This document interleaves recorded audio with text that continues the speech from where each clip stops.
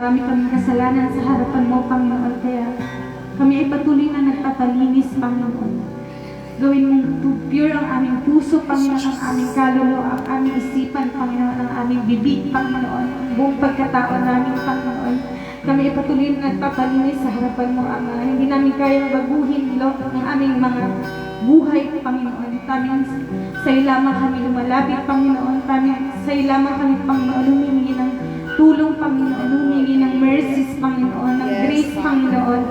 Salamat, Lord God, na bagamat, Lord, hindi kami kaibig-ibig, Ama.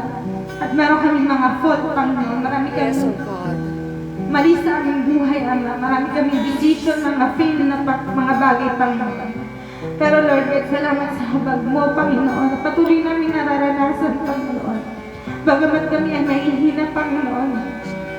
Patuloy lang ang pinapakita sa amin na hindi namin kaya mabuhay sa aming sarili, Ama. Kailangan namin ng tagapagligtas, no? Siyang nagbigay ng buhay sa amin na siyang aming pananampalatayaan, Panginoon. Salamat, Lord God. Patuloy mo sa amin na remind, Lord God. Sa panahon ito, Ama, wala kami ibang dapat sambahin, wala kami ibang dapat ibigin, kundi yung siyang unang umibig sa aming Panginoon, nagpakita sa aming Panginoon, ng unconditional love, Panginoon, na bagamat walang kaibig-ibig sa amin, Lord God, ang bawat sa amin ay nagkamali, Panginoon. Lahat kami ay may defect, Panginoon. Kami ay nagkasala sa harapan mo, Panginoon. Minana namin yung kasalanan, Panginoon, sa aming mga ninuno, Panginoon, kay Eva at Adan. Pero, Lord God, ikaw rin ang gumawa ng way, Ama. Ikaw din yung nagbigay ng manunubos sa aming Panginoon, ang aming Redeemer, Panginoon, na si Jesus, Lord. Salamat, Panginoon, dahil, Lord God, nakikita namin, Lord God, na kami, Panginoon, ay bagaman kami ay mga Christians, Panginoon. Kami rin ay may hinaan, Ama. Kami rin ay pwedeng matanong, Panginoon.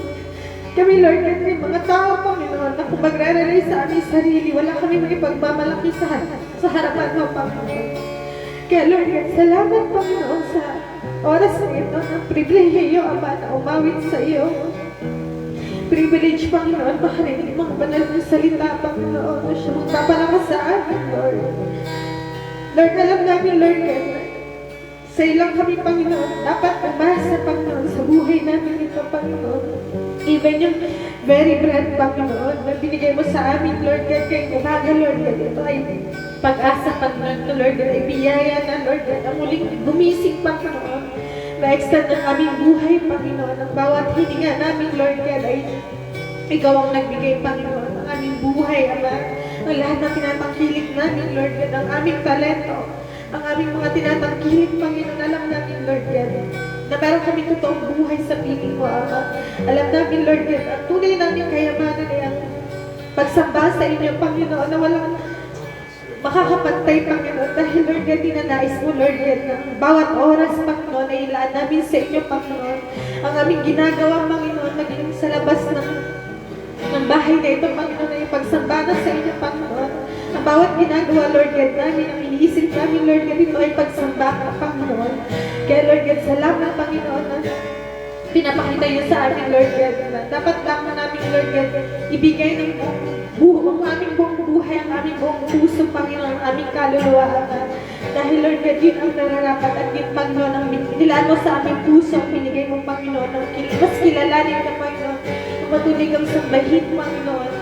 Muli niyo mong ibalik yung flame, Panginoon, sa aming puso, Panginoon. Nung una ka namin makilala, Ama, na kami, Lord God, ay labis na nagagalak, Ama. Yung panahon, Ama, nakarinig kami ng mga banal na salita mo, Panginoon, na siya bigay liwanag sa amin, Lord God, about sin, Panginoon, about sa aming pagkahulog sa kasalanan, Ama. Nawa, Panginoon, ilagay niyo yung flame na yun sa mga kapatiran din namin, Ama, na nalalamig na, Panginoon. Lord God, alam namin na ang lahat ng aming dinadalangin ay nalalaman mo, Panginoon, na mabasa mo ang aming pusong isipan, nalalaman mo ang aming mga struggles, ang aming mga problema, Panginoon. Dahil, Ama, ikaw po ang siyang tunay, Panginoon, na aming mga magulang, ang aming magulang, Panginoon, na nasa langit, Ama. Ikaw may kontrol ng lahat ng bagay, Ama. In the midst of chaos, Panginoon, ang aming bansa, Panginoon. Maging sa labas ng bansang ito na maraming nangyayari, Panginoon, na kaguluhan, Panginoon, na parang kami nasa dilim, Panginoon. Salamat, Panginoon, na patuloy mong ina-enlighten, Panginoon, kami, Lord God, na nasa huling panahon na kami, Panginoon, maraming pagbagay na mangyayari, Panginoon. Patuloy mo po kami protektahan, Ama, sa lahat ng schemes ng kaaway, Panginoon, ang lahat ng mga struggles namin, Panginoon, patuloy namin, Lord God. Dinadalangin sa inyo, palakasin mo kami, Panginoon. Bigyan mo kami, Panginoon, ng lakas to overcome, Panginoon. Dahil, Ama, kami ay nagtitiwala sa inyong salita, Panginoon, na kami ay more than conquerors na, Panginoon. Walang bagay, Panginoon, na hindi namin kaya dahil nasa loob ka namin, Panginoon. Ang inyong Holy Spirit, Panginoon, nagkukumis sa aming mga kasalanan, Panginoon. Ang siya bibigay liwanag sa aming, Panginoon, sa pamamagitan ng, Panginoon, ng inyong mga salita, Ama. Lord, palakasin mo kami sa buhay na ito, Panginoon. Strengthen us and enlighten us, Panginoon. At muli, Panginoon, na dinadalangin din namin, Lord God, ang mga anak mo, Panginoon, nagdadala ng iyong mga salita, Panginoon. Patuloy yung silang samahan, Panginoon, sa ministry, Panginoon, na pangangaral ng iyong mga banal na salita, Ama. Alam namin, Lord God, na hindi namin kayang mabuhin yung mga taong pinapanalangin namin, Lord. Pero kami ay maasa, Panginoon, Lord God, na walang imposible sa inyo, Panginoon. Alam namin, Ama, na ikaw ang aming greatest doctor, Panginoon. Alam namin na ikaw ang nagpapagaling noon, ngayon at magpakailanman, Panginoon. Hanggang sa aming spiritual, Panginoon, ang kaluluwa, ikaw ang magbibigay ng galingan, Panginoon.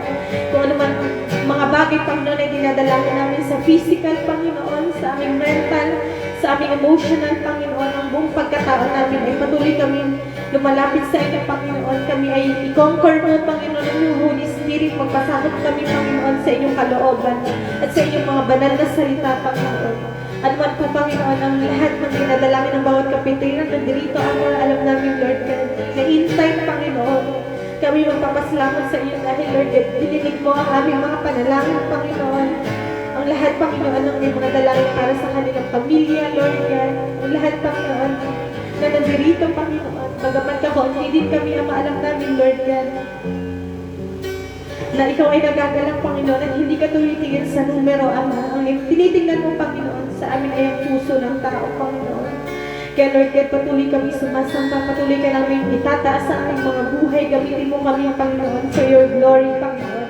And your for kingdom, Panginoon. Muli, Panginoon, dinadalangin namin na kung ano, Panginoon, yung nangyari ng Day of Pentecost, Panginoon, ay nangyari, Panginoon, magkaroon ng revival sa mga bride mo, Panginoon.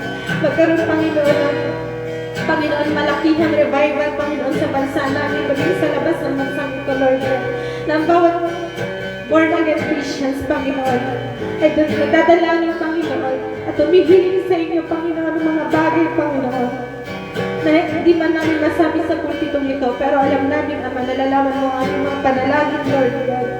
At ang bawat isang nandito ay bigyan mo ng peace, Panginoon. Bigyan mo kami ng joy, Panginoon, sa salita mo. Patuloy mo din, Panginoon, i-bless si Pastor dyan, Panginoon, at ang mga iba't ibang pastors, mga evangelists, mga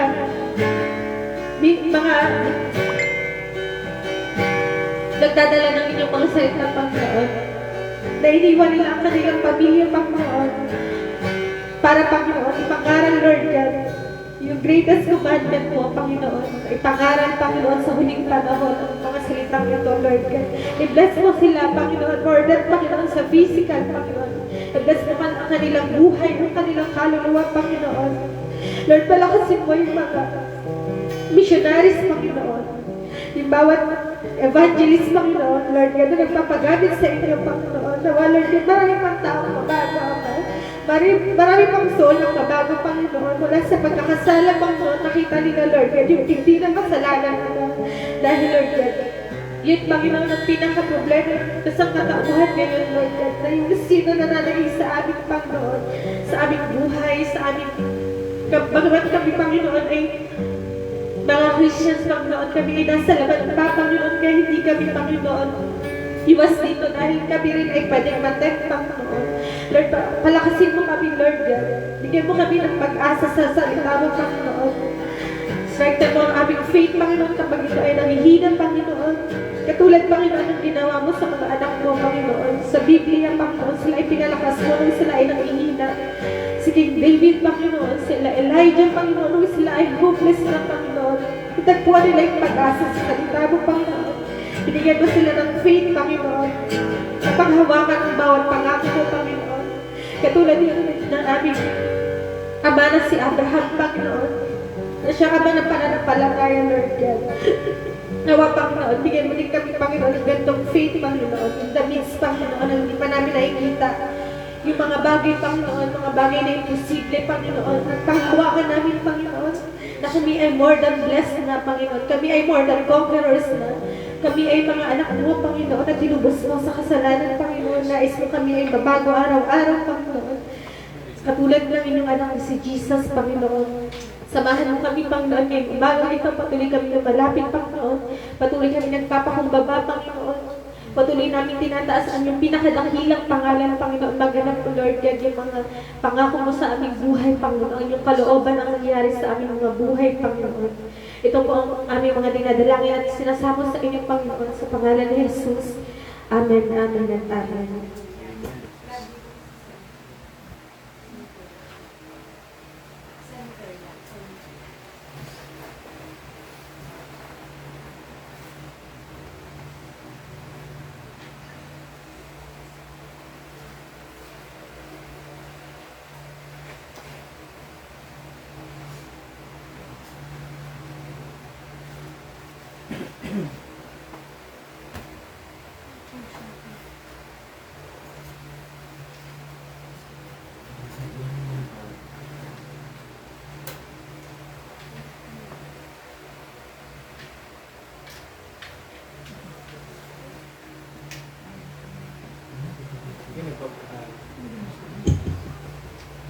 Magandang umaga po sa ating lahat.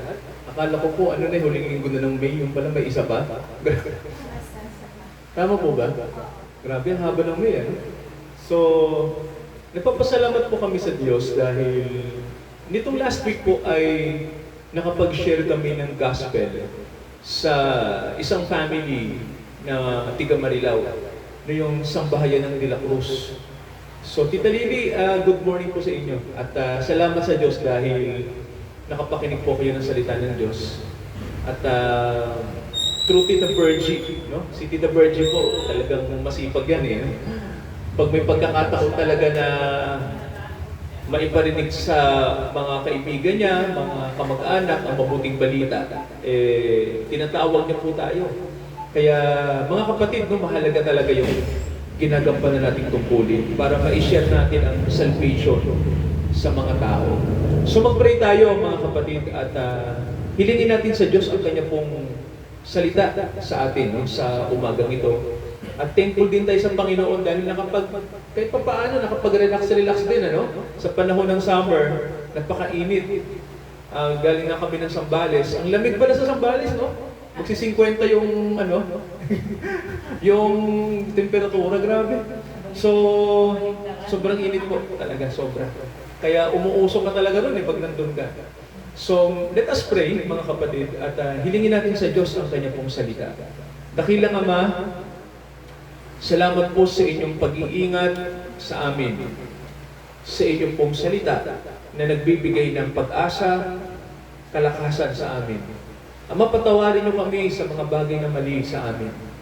Tulad po ng panalangin kanina ng aming mga kapatid, na humihiling po kami ng patuloy niyo pong mga kahabagan. Ang inyong pong kahabagan, Ama, ang aming laging pag-asa. Kalakasan namin ang inyong mercies. Kaya thankful kami sa sinabi niyo, Ama, through Apostle Paul, na kung saan po kami po ay pinagkakalooban nyo ng maraming mga habag upang ialay namin ang aming mga buhay sa inyo ng kusa. Na kung saan, Ama, ialay namin by our own will na inyong ibinigay sa amin ang capability na ito. Dahil tunay po na ang tanging attraction ng inyong mga anak ay walang iba kundi ang inyong mga mercies, ang inyong mga habag. Kaya Ama, nawa, naniniwala kami na kung tunay kaming mga born again, pinanganak na muli, tunay, Ama, na ang inyong mga habag ang aming isisik, ang hahanapin namin. Ang katotohanan nyo, ang inyong mga salita, at higit ang pag-ibig namin sa Panginoong Hesukristo. Dakilang Ama, pagpalain niyo po ang umagang ito sa lahat pa po ng aming gagawin sa oras na dadaan. Samahan niyo kami. Ito ang aming panalangin. Pagpalain niyo rin ang tahanan ito, Ama, na patuloy niyo pong ginagamit ang tahanan po ng Dios Reyes upang maipagpatuloy namin ang inyong paghahayag, Ama, ng kaligtasan sa mga tao. Gamitin niyo pong patuloy ang tahanan ito. Gamitin niyo rin po ang mga kapatid namin na saan man sila ngayon, na huwag po namin kalilimutan, Ama, na maglaan ng panahon, pakinggan at basahin ang inyong mga salita. Ito ang aming panalangin, dakilang Ama, sa pangalan po ng Panginoong Hesukristo. Lahat po tayo magsabi ng Amen. Amen. Tayo po tumayo, mga kapatid, sa pagbasa po ng salita ng Diyos. Okay, makikita po natin sa unang Juan, chapter 5. Okay, unang Juan, chapter 5. At babasahin po natin yung verses 18 to 19. Okay, unang Juan, chapter 5, 18 to 19. So ano po ang sinasabi ng salita ng Diyos? Ang sabi po rito, nalalaman natin na ang sinumang ipinanganak ng Diyos ay hindi nagkakasala. Datapwat, ang ipinanganak ng Diyos ay nag-iingat sa kanyang sarili at hindi siya ginagalaw ng masama. Verse 19, ano pong sabi? Nalalaman natin na tayo'y sa Diyos at ang buong sanlibutan ay nakahilig sa masama. So tayo po'y makakaupo na, mga kapatid, sa umagang ito. Salamat sa Diyos dahil mabuti po ang kanyang ginagawa lagi sa buhay po natin. No? Sabi po ng Biblia sa atin, mga kapatid, no, na nalalaman natin na ang sinumang ipinanganak ng Diyos ay hindi nagkakasala. So mayroon pong konteksto itong talatang to. No? Ang ating pong tema sa umagang ito ay yung sinasabi po na pamumuhay na hindi po tayo naaapektuhan ng kasamaan ng sanlibutan. No? Pamumuhay po na hindi tayo makukurap ng mundo. So alam niyo po bilang mga Kristiyano, mga kapatid, mahalaga na ang pamumuhay po natin ay hindi po nakasalalay sa kultura ng sanlibutan. No? Alam po natin na sa mundo tayo. Tama ho ba? Nagsusuot tayo ng suot ng tao. Nag-iisip tayo bilang tao, kumakain din tayo ng pagkain ng tao, di ba? Kasi tao tayo, no? Tanong, ano po bang pagkakaiba ng mga tao na wala sa Diyos at yung mga tao may Diyos? Ano po bang pagkakaiba, no? Alam niyo po kung titingnan niyo, parang wala talaga, no? Kasi yung kinakain ng ordinaryo, kinakain din ng anak ng Diyos, di ba? May mga pananalita tayo na katulad din nila. So, parehas halos. Pero tanong, ano ba yung pagkakaiba? No? Saan ba talaga nagkaiba? Mga kapatid, sa binasa natin, may mapapansin tayo no, pagdating sa issue ng kasalanan. Sabihin nga po natin kasalanan. Yes, so. Ano po ba pag sinabi ng Bible na kasalanan? Alam niyo po si Juan may sinabi no, sa salitang kasalanan. Basahin natin yung unang Juan. Okay, ito po, no, unang Juan din to. Basahin natin yung chapter 3, mga kapatid, no? Chapter 3. Okay. Pinakikita ko yung ano man yung verse sa screen. Okay, so unang Juan. Okay. Okay, chapter 3. Okay, anong sabi ng verse 4? So tingnan niyo mga kapatid, ng unang Juan chapter 3 verse 4. So ano mapapansin niyo po na pagdating po sa issue ng kasalanan, ano po bang ibig sabihin ng talata? Siguro basahin natin ng sabay-sabay ito, no? Ano pong sabi ng verse 4? Ang sinumang gumagawa ng kasalanan ay sumasalangsang din naman sa kautusan. And then anong sabi ng susunod na pangungusap? At ang kasalanan ay ang pagsalangsang sa kautusan. So, isa itong mga kapatid sa basic interpretation ng Bible na ano ba ang kasalanan? Ang kasalanan, sabi ng Biblia ay transgression of the law. Ibig sabihin po, yung batas ng Diyos, inaano ng tao, mga kapatid? Sinusuway, no? Di po ba may batas ang tao? Pag sinuway natin dito, anong mangyari sa batas ng tao pag sinusuway? Di ba mayroon ding penalty? Gaano pa kaya ang batas ng Diyos? Di ba mga kapatid? Yung pong pangdarambong, kasalanan po o hindi sa batas ng tao? Kasalanan. May parusa po ba sa pangdarambong? Meron, di ba? Yung pagnanakaw, di ba? So kung titingnan nyo po, lahat ng kasalanan ay, ang ibig sabihin po, sinasalangsang ang kautusan. At alam niyo po, eto ang tao. Nung mapapansin niyo mga kapatid, pag sinabi natin pagsalangsang, ibig sabihin po nito, ito yung talagang delivery, no? Hindi po natin pinag-uusapan dito na nagkamali ka lang, talagang ginagawa mo, no? Ganun talaga. So tanong, bakit ba nagagawa ng tao yan, no? Bakit ba natin sinasalangsang ang kautusan? Lalo na po ang kautusan ng Diyos. Alam niyo po, ito ang sabi ng verse. Chapter 8 ng Romans, ano mababasa natin dyan? Tingnan po natin, ano? Sabi ng Roma, may mababasa po tayo, no, na ang kasalanan kaya natin ginagawa at ating sinusuway ang utos ng Diyos dahil ito po ang sagot. Romans 8, basahin natin ang verse 6. So ang sabi rito, ito nakasulat, sapagkat ang kaisipan ng laman ay, ano pong sabi? Kamatayan. Di ba mga kapatid, magkarugtong kasi ang kasalanan at kamatayan? Di ho ba? Magkarugtong to kasi, pag sinabi kasi nating kasalanan o yung sinasabing pagsalangsang sa kautusan, kasi ang ibig sabihin po ng Biblia, pag sinabi kasi nating kautusan, alam niyo po, yung utos, kaya may utos, kasi ang Diyos kasi ang gumawa ng mundo na kung saan ang mundo na ito, ang disenyo po ay mabuti. Amen po? Alam niyo sa Bible, no, yung kaya may law kasi para may order. Tama ho ba?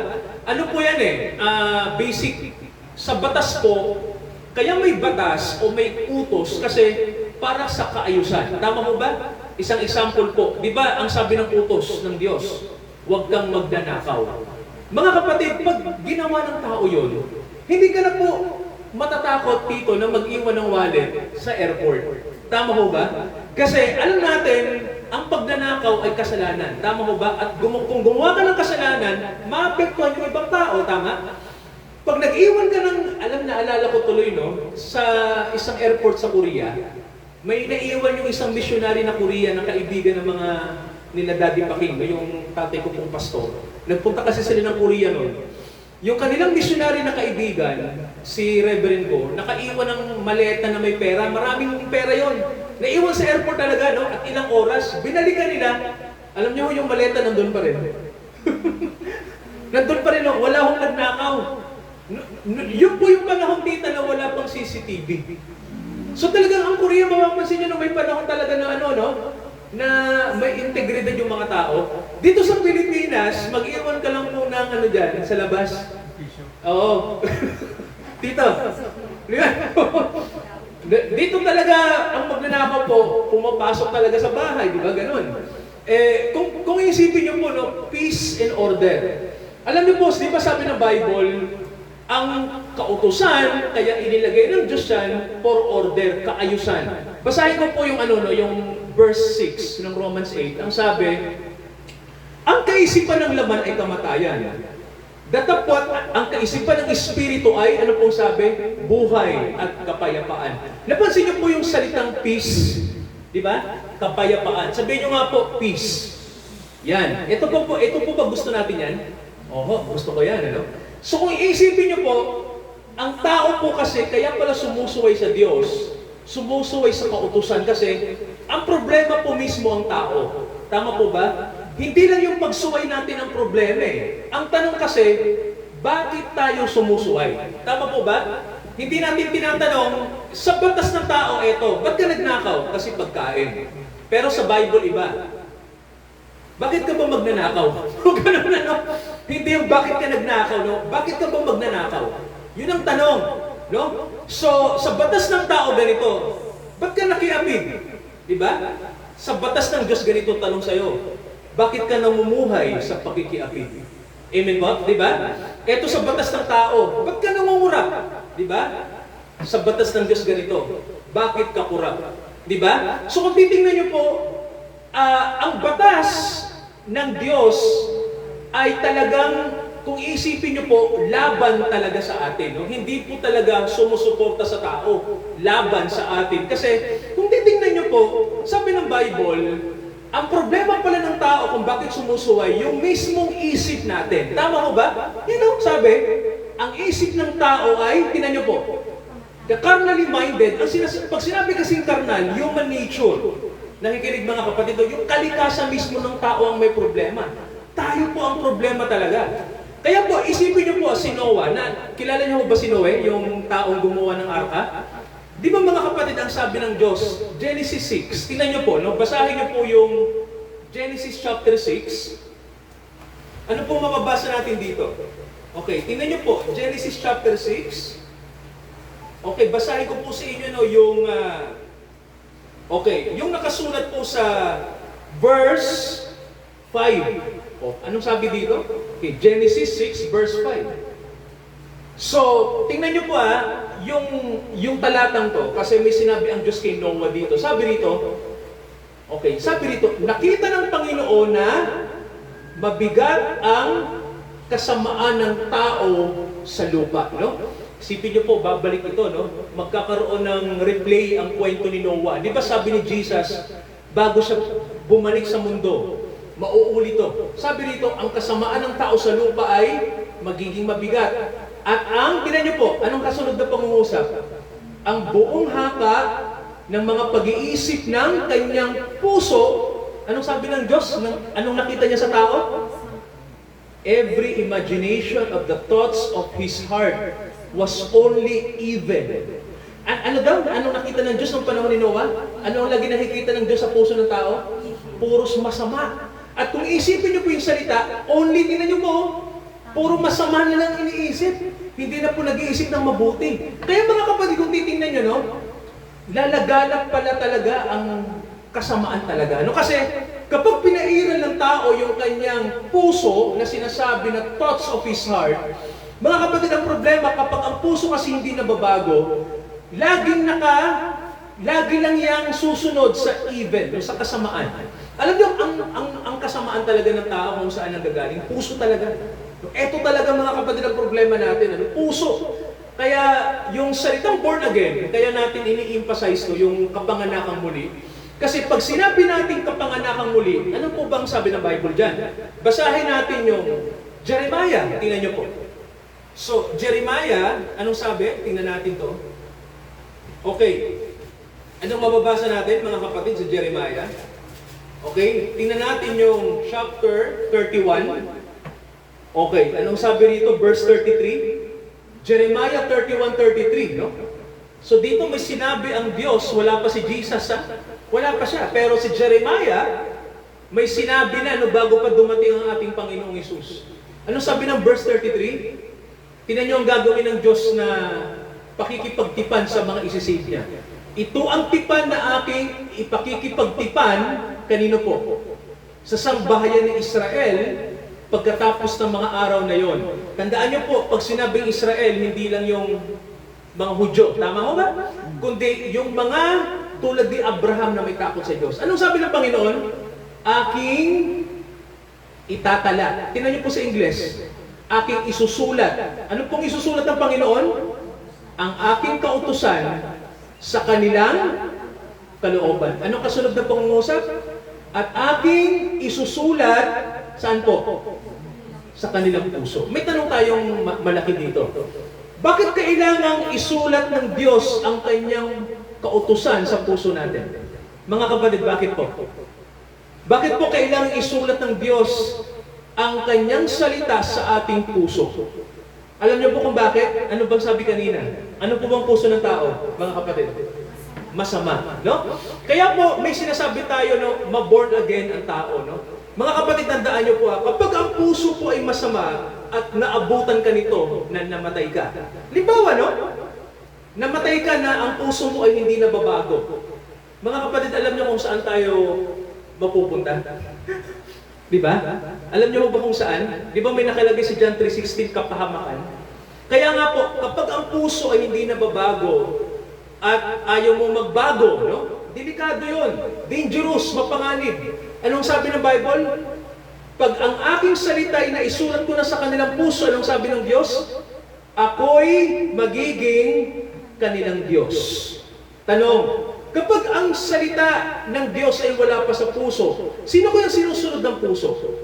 Mga kapatid, di ba? Ang kasalanan po, no? Kaya po kung babalikan natin yung unang Juan, anong nakalagay? Tingnan niyo po, yung kanina. Unang Juan chapter 5. Ano po sabi ng verse 19? Tingnan niyo po. Unang Juan chapter 5 verse 19. Ano pong nakasulat diyan? Tingnan niyo mga kapatid to, ha. Unang Juan 5 verse 19. Okay, ano pong mababasa niyo? O sabi rito nakalagay, nalalaman natin na tayo ay sa Diyos at ano pong sabi? Ang buong mundo. Tama po ba? Ang buong sanlibutan ay, ano pong sabi? Nakahilig sa masama. Ano po ba pag sinabi nakahilig? Dumidepende. No? Ibig sabihin mga kapatid, no? Ang buong mundo po talaga, no? Itong mundong ginagalawan natin, ito ay ito ay nasa manipulasyon nino. Sino po nagko-control sa puso ng mga tao? Sino po ba? Ang sabi ng Bible, the wicked one. Kaya mga kapatid, tandaan niyo po, ang diablo po ay hindi katang-isip. Amen po? Si Satanas po ay umiiral talaga. Mayroon talagang masama, no? Sabi ng Biblia sa atin, kaya ang tao ay masama kasi nakikinig ang tao sa masama. May tanong po ako, sino po bang pinakinggan ng unang tao? Doon sa halaman na ng Eden, mga kapatid, no? Noong una nakikinig sila sa Diyos, tama ba? Pero nang dumating yung great deceiver, yung sinasabi po na ang dakilang mangluloko, no? Kasi ang tawag kasi sa diablo ay deceiver, no? Sinong sinunugan ng tao? Basahin natin yung Pahayag 13. Tingnan natin. Okay, Revelation 13. So, mga kapatid, tingnan natin ito, no? Pahayag 13. Ayan. So, anong sabi ng Bible dyan? Okay, basahin natin yung ano pala mahal? 14 pala, sorry. Revelation 14. Okay, may babasahin tayo sa 14, no? Okay.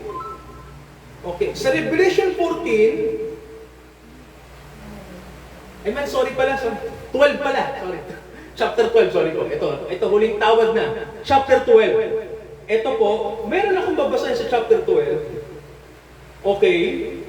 So, basahin natin yung verse 9. Okay. Tingnan niyo po ito, no? Chapter 12, verse 9 ng Pahayag. Okay. Dito, sino may inihagis ang Diyos? Sino po ba? Ayon sa talata na binasa natin. Sino po? Inihagis ang malaking dragon. At ano ang tawag sa malaking dragon? Ang matandang ahas. May tanong po ako. Bakit po ba yung ahas sa Eden tinawag na matandang ahas? Meron po ba kayong iniisip? Mga kapatid, yung ahas sa Eden, tinawag sa Pahayag na matandang ahas. Bakit po kaya? Bakit, no? Tama, no? Kaya tinawag na matandang ahas si Satanas kasi matagal na po siyang umiiral. Ibig sabihin po, matagal na siyang nandito sa mundo. Tama ko ba? Siya po ang sinusunod ng maraming tao. Matagal na pala siya. Nandito na siya, no? Kaya kung titingnan niyo po, ano pong tawag sa matandang ahas na to? Ang tinatawag na Diablo at Satanas. Dalawa ang pangalan niya. Devil and Satan. Ngayon, anong ginagawa niya? Tingnan niyo po. Nananakot ba siya? Hindi. Di ba? Pero nakakatakot ang mukha niya. Pero hindi siya nananakot. Ano yung kaya numero 1 ginagawa? Ano sabi ng Bible? Ang dumadaya saan? Sa buong sanlibutan. Anong ginagawa po ng Diablo? Ulitin natin. Ano pong ginagawa niya? Nang daraya. May tanong ako. Sino po bang dinadaya niya? Ang mga tao sa mundo. Tayo, sila, tayong lahat. No? Kaya mga kapatid, isipin nyo, lahat ng pandaraya na nangyayari sa mundo ay nag-umpisa sa unang pandaraya. At kanino galing yon? Ang sabi, itong Diablo na to. Kaya kung iisipin nyo mga kapatid sa Bible, lahat ng pandaraya, no, kasinungalingan, no, nasa mundo yan, Kasi dati nang may dumadaya sa buong sanlibutan. At anong ginawa ng Diyos sa kanya? Saan siya inihagis? Sa lupa. Ano? Hinagis sa lupa. At hindi lang siyang inihagis, sino ba pong kasama? Sino pong kasama? At ang kanyang mga anghel ay inihagis na kasama niya. May tanong ako, bakit po ba talamak ang sa mundo natin yung demonyo? No? Mga siguro alam to ng asawa ko, no? Mahal, bakit ba sa mundo maraming mga demonyo? No? Talamak ang mga demonyo. Bakit kaya? Alam niyo kung bakit sa mundo maraming mga demonyo? May kasama kasi pala si Satanas ng ihagis eh. Hindi lang siya. Sino pong kasama niya? Mga anghel. O may tanong ako, sino po bang nagpapakita sa mga tao kadalasan, no? May mga apparition eh. Nakita ko ng anghel, di ba? Nakita ko ng ganitong espiritu, nakita ko ng white lady. Alam niyo po lahat ng yan, pupunta pa rin yan dito, no? Kasi dito sa mundo pala may mga nilalang na hindi natin nakikita. Amen po? Nandito sila. Mga inihagis sa lupa. So, kung isipin niyo po, no, tama ang Bible, ang buong mundo ay nasa manipulasyon ng dyablo. May tanong ako, lahat ba ng bagay dito sa mundo halos nasa manipulasyon ng dyablo? Tama po o hindi? Tama. Sa mundo ng relihiyon, wala ba dyan si Satanas? Sige po. Hindi rin, di ba? Nandun din siya. At alam niyo po, naalala ko no, yung sinabi ng isang theologian. No, sabi niya, ang unang nagturo daw ng relihiyon sa tao, yung ahas. Kasi yung tanong ng ahas sa tao na sinabi niya, totoo bang sinabi ng Diyos? Di ba question mark eh? Sabihin niyo nga po question mark. Tanong, di ba? Ang sabi ng matandang ahas, totoo bang sinabi ng Diyos? So, ito yung unang tanong na may kinalaman sa Diyos. So kung titignan niyo ang dyablo, matalino kasi, nagtanong siya, hindi patungkol sa may Diyos ba? Hindi, no? Ang sabi niya, at naniniwala ang dyablo sa Diyos. Di ba? Pero ngayon, mahal, marami ng taong hindi naniniwala sa Diyos, di ba? Si Satanas mabuti pa, naniniwala sa Diyos eh. Pero hindi siya mabuti, masama siya, no? Pero ang kanyang tanong ay legit, di ba? Sabi niya, totoo bang sinabi ng Diyos? Talaga bang ang Diyos nagsasabi ng totoo? Alam niyo ang pinalabas ng dyablo kay doon sa unang tao? Di ba sabi niya, hindi totoo yan. Di ba? Ang sinabi ng Diyos, inopose ng ahas. Kaya kung iisipin niyo po, mula noon, ang opposition ay nandito sa mundo. Sabihin niyo nga mga kapatid, opposition.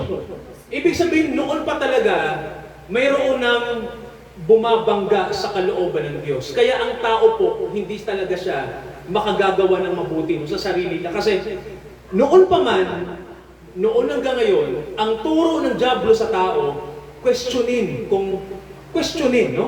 Kung ang Diyos ba ay nagsasabi ng totoo. Balikan nga natin yung Genesis. Tingnan niyo po, Genesis chapter 3. Okay. Anong sabi dito? Tingnan niyo to. Okay, Genesis chapter 3. At ano ang mababasa natin dito? So hanggang dito muna tayo. Okay, 11 ako. Genesis 3. Okay. Anong mapapansin niyo sa verse 1? Ang ahas ang pinakatuso sa lahat ng hayop sa parang na nilikha ng Panginoong Diyos. Alam niyo po, matalinong nagbabasa ng Bible.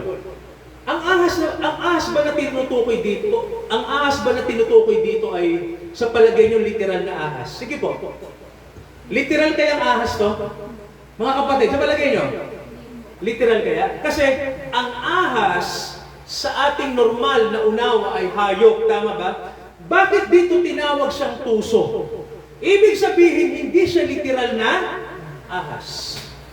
Mga kapatid, no? Marunong bang Diyos? Di ba? Tuso, itong hayop na ito, at ito'y ang ahas. Alam natin, nagbalat kayo ng siya na ahas. Amen ba? And then anong sabi? At sinabi niya sa babae, anong sabi? Tunay bang sinabi ng Diyos, huwag kang kakain sa alinmang punong kahoy sa halamanan? Ito yung unang question ng dyablo. Ano po napansin nyo? Sinabi ba talaga? And then anong sabi ng babae? Tingnan natin yung verse 2. Tingnan natin. Anong sabi ng Bible dito? Okay, ang sabi rito, at sinabi ng babae sa ahas, sa bunga ng mga punong kahoy sa halamanan, makakakain kami. Sabi ng babae, hindi naman. Makakakain kami sa lahat ng bunga sa halamanan na ito, Sabi pa niya, datapwat sa bunga ng punong kahoy na nasa gitna ng halamanan, sinabi ng Diyos, huwag kayong kakain. Kung isipin niyo po, no, sumagot lang si Eva ng normal na sagot. Tama ko ba? Na pinakakain naman sa amin ng Diyos eh. Hindi lang itong punong ito. And then ano ang sabi ng kaaway? Tingnan natin yung sabi ng ahas. Verse 4. Ito na. Anong sabi? Ito yung magandang word eh. Tingnan niyo po. Sinabi ng ahas sa babae, anong sabi? Tunay na hindi kayo mamamatay. So mga kapatid, no, hinto tayo. Tunay na hindi kayo mamamatay. Alam niyo po, ito na yung sinasabing deliberate lie. Tama ba? Kasinungalingan na to. Tandaan niyo mga kapatid, no, ang Diyos hindi nagsisinungaling. Tama ba? Pag sinabi ng Diyos, mangyayari ba? Naniniwala kayo? Ako po naniniwala. Pag sinabi ng Diyos, totoo yun. Pero sa panahon natin ngayon, maraming tao, ang tingin nila sa salita ng Diyos ay para lang fable. Tama ba? Tingin natin ancient book. Ang tingin natin, hindi tayo nakaka-relate. Ang tingin natin, boring na aklat. Ang hindi nyo po alam, mga kapatid, no, nandito sa aklat na to, ang kapangyarihan ng Diyos. Para tayo po ay hindi tayo mamatay. Tama ba? Kasi, tandaan nyo po, ang ating tanong, iisang tanong ay eto lang. Bakit ang tao namamatay? Nagtanong na ba kayo? Bakit tayo mamamatay someday? Tama ba? Bakit ang ating buhay ay natutuldukan? Mga kapatid, anong sagot? Bakit tayo namamatay? Dahil kasalanan, tama ko ba? Isang araw po ba mamamatay tayong lahat? Nakatakda po ba yon? Tama, di ba? Nakaschedule na yan. Tama ba? Lahat tayo po nakatakda ng mamatay. No? Dahil lahat tayo, taglay na natin yung sumpa ng Diyos. Na tayong lahat na nagkasalay, mamamatay. Kaya mga kapatid, sabi ng Diablo, hindi kayo mamamatay. Deliberate yun ng kasinungalingan. Kaya kung iisipin nyo po, no, ang tao ngayon sa tingin nila, di ba? Ito, tingnan nyo ha. Di ba, ang akala ng iba ganito, rest in peace daw tito, kasi namatay na siya, nasa Diyos na siya. Tandaan nyo po ha, mga kapatid, no, ang buhay na walang hanggan, hindi yan nakukuha sa pagiging mabait natin. Amen po? Hindi yan nakukuha sa mabuti tayo sa tingin natin. Walang ganun, ano? Kondisyon lang ng isip natin na mabuti tayo sa tingin natin. Pero totoo, ang Diyos ang nakakaalam kung sino tayo. Ang sabi ng Diyos, ang puso natin may wickedness. Amen po? Masama talaga to, no? Kaya kung wala tayong relationship sa Diyos, kung tayo ay disconnected sa Kanya, hindi ka talaga pupunta sa langit. Yun ang totoo, no? Hindi ka talaga pupunta sa buhay, no? Ang kamatayan, kapag yan ay nasa iyo na, ang kahahantungan mo rin. Sige nga po, ang pag-ibig po, ano ang binubunga ng pag-ibig? Tama, no? Pag-ibig din. Ang kamatayan, anong ibinubunga? Pagpatay ka. Saan mo pupunta ang patay? Sa patay din, di ba? Kaya kung isipin niyo po, ang eternal life, yan po ay kailangan nasa atin na. Kasi pag may eternal life tayo, no, ibig sabihin po nun, automatic po yun na pag may buhay ka ng Diyos, yun ay nagbubunga din ng buhay. Kaya diba sabi ng Bible sa atin, basahin natin yung verse na nakalagay sa 1 John at dito tayo magpipray. Tingnan nyo mga kapatid, unang Juan. At anong sabi dito? Tingnan nyo to ha, unang Juan. Anong sabi ng chapter 3? Okay, at ano ang sabi ng verse 9? Okay, tingnan nyo po. Unang Juan, chapter 3, verse 9. Ano pong sabi rito? Ang sinumang ipinanganak ng Diyos ay hindi nagkakasala. Tandaan natin ito ha. Pastor, di ba nagkakasala pa rin tayo? Tama. Pero may isang bagay mga kapatid na delikado pag nagkasala tayo. Tama ba? Tandaan nyo to ha. May isang bagay. No? Pwede si Adan nagkasala, si David nagkasala, si Pedro nagkasala, si David nagkasala ng pakikiapid. Nagpapatay siya ng kawal niya na tapat sa kanya, kinuha niyang asawa, matindi, no? Pero si David nasa langit, no? Tanong, ano ba yung kasalanan na matindi? Sa palagay niyo po. Alam niyo, di ba sabi rito, ang sino mang pinanganak ng Diyos hindi nagkakasala. Kasi pag pinanganak ka ng Diyos, ano ang una mong mahal? Sino ang una mong mahal pag pinanganak ka ng Diyos? Ano ang DNA mo? Yung salita ng Diyos, attractive o hindi? attractive. Ngayon, sa palagay nyo, eto masasagot nyo, no? Ano yung kasalanan na pwedeng magawa ng isang tao na talagang matindi na? Eto, basahin natin basahin ko muna ito lahat. Sapagkat ang kanyang binhi ay, anong sinasabing binhi? Yung ano ng Diyos, DNA niya, di ba? Ang kanyang binhi ay nananahan sa kanya. Nasaan daw po? Pag na-born again tayo? Ano yung nasa loob ng tao? Pag na-born again ka na? Yung seed ng Diyos. Amen po? Mayroong binhi na nasa iyo. Tandaan po natin sa katawan natin, walang binhi, hindi obvious ang binhi kasi corruptible to eh. Tama ba? Kaya mamamatayan. Di ba? Baka may magtanong sa atin, Pastor, bakit ba mamamatay pa rin tayo? Di ba mayroon natin eternal life? Ang papatay na namaligad sa atin yung sin na nandito sa katawan na to, no? At yung nasa human nature natin, yung kalikasan natin. Pero yung seed, hindi mamamatay yan. Tama ba? Tandaan niyo po, sino po ba yung identity ng mga born again? Ano na yung identity natin? Nasaan na po? Nandito na. Tama ba? Yung ating pagiging John Calvin Borella, hindi naman na yun ang titing na ligad eh. Tama ba?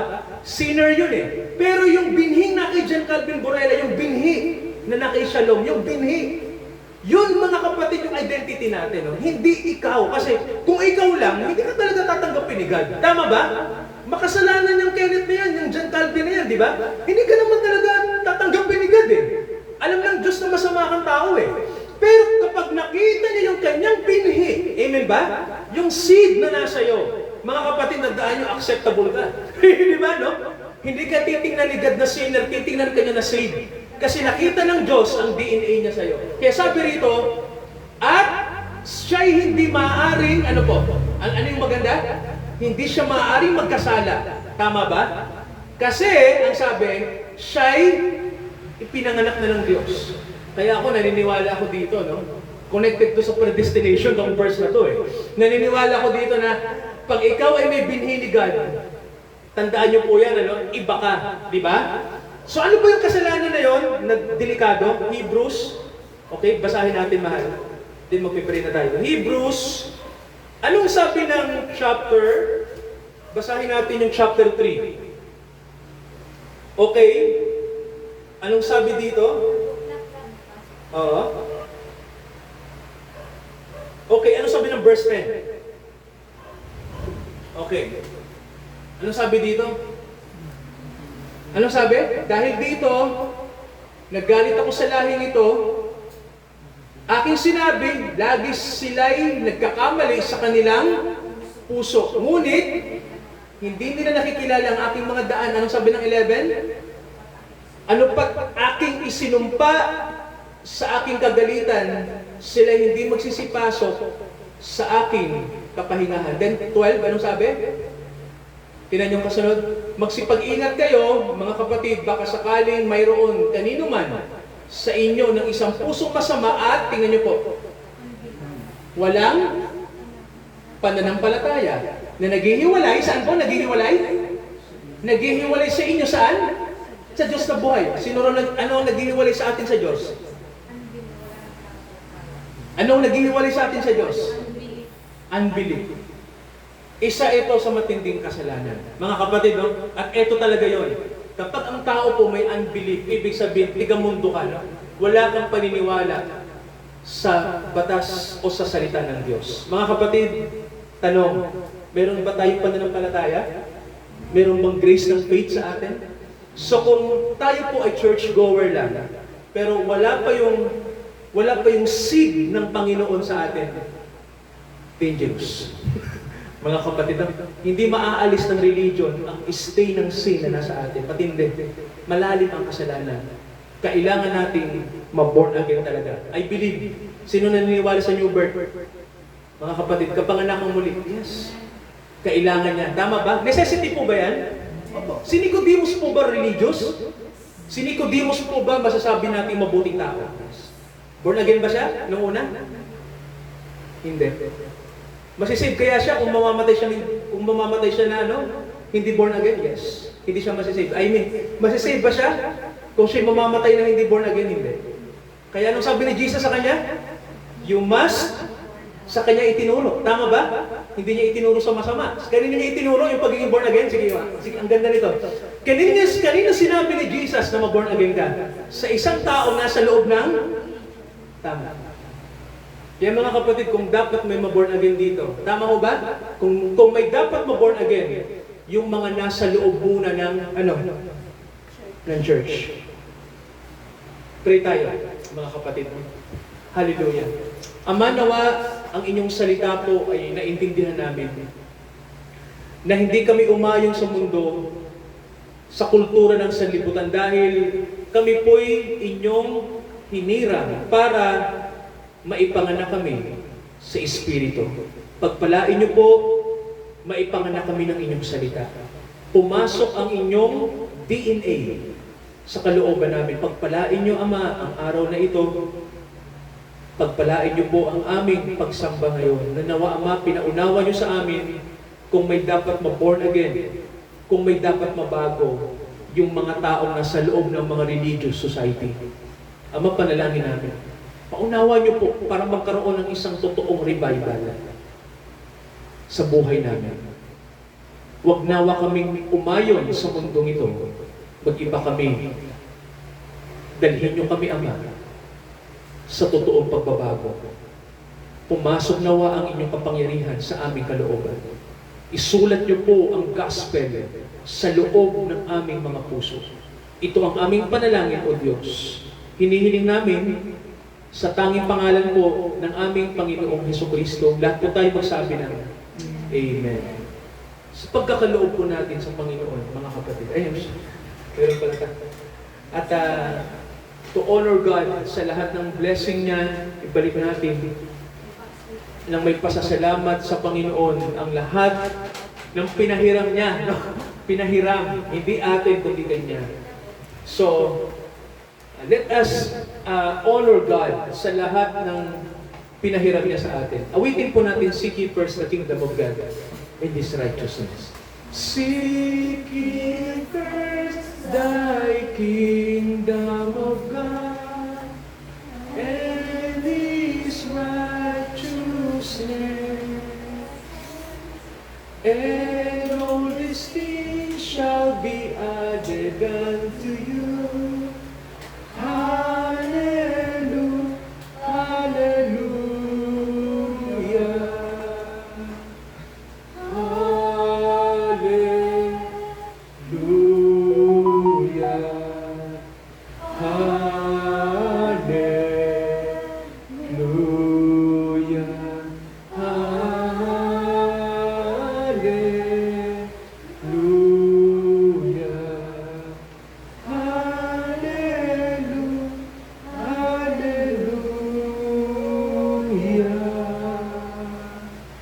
tayo po'y manalangin, mga kapatid, sa pagkakaloob yung mga binahagi po natin. Ama, salamat sa inyong mga salita. Salamat po sa mga kapatid na nagkaloob. Pagpalain niyo po kami, ang mga kapatid po na nagtatapat, mga faithful sila, Ama, sa pag-give. Nawa, marami pong biyaya ang dumating sa kanila. Sa mga nagkukulang po, Ama, panalangin namin na always remind us na isipin namin, Ama, na investment ang aming ginagawa dahil lahat ng biyaya hindi talaga sa amin, kundi sa inyo. Kaya tinuturuan niyo lang kami na maging mabuting manager sa lahat ng blessing niyo sa amin. Nawa po, huwag naming angkinin na amin po ang lahat dahil hindi talaga. Mayroon lang kaming portion. But everything, Father God, ay sa inyo. Walang hindi sa inyo na nasa amin. Even yung buhay namin. Even yung pinakamaliit na kusing ay sa inyo. Lahat ay sa inyo. Wala kami. Kaya Ama, nawa, matutuhan namin to give. Matutuhan namin maging selfless. Matutuhan namin always na maging generous kami. Dahil Father God, ito ang karakter ng inyong mga anak. Patuloy nyo kaming gamitin na maging daluyan ng blessing. Kaming lahat, Ama, ito ang aming panalangin in the name of the Lord Jesus Christ. Lahat po tayo magsabi ng Amen. Mga kapatid, hinihiling ko po, lahat tayo mag-pray ng sabay-sabay, no? Pag-pray natin mula bansa, mabilis lang po ito, no? Hanggang sa personal nating prayer. Sabay-sabay tayo mag-pray. Hallelujah. Hallelujah. Father, dalangin namin.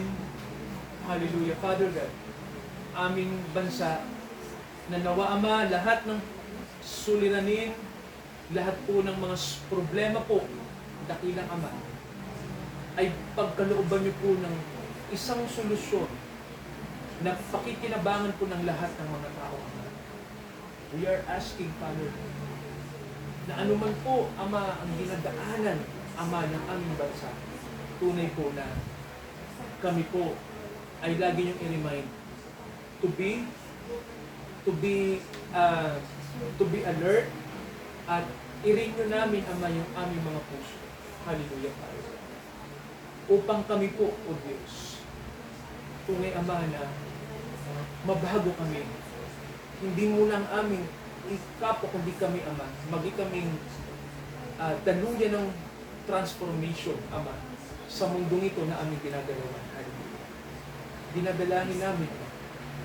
We are asking, Father, na kayo po ipilos amang makalangin.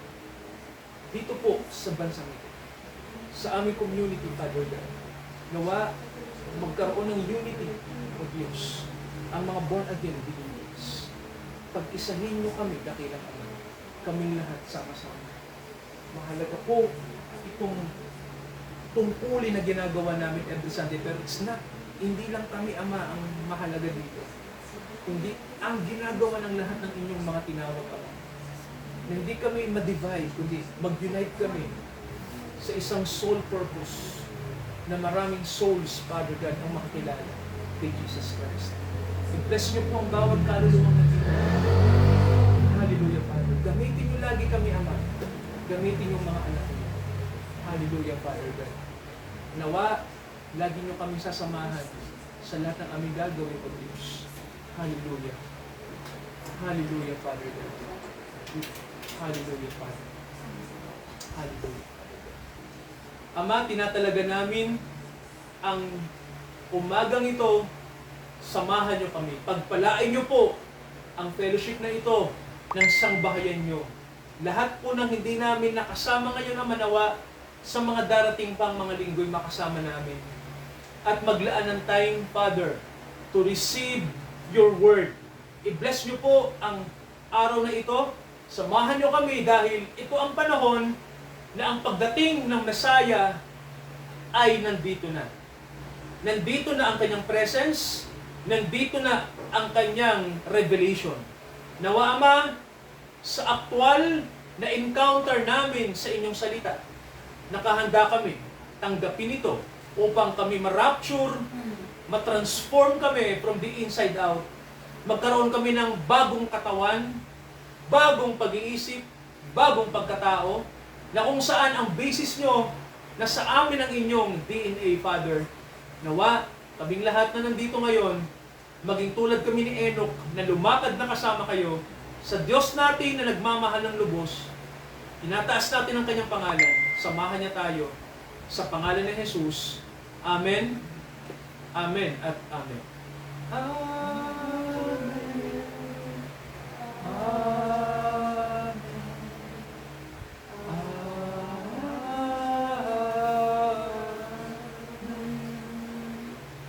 Magandang umaga po. Good morning po. Good morning po.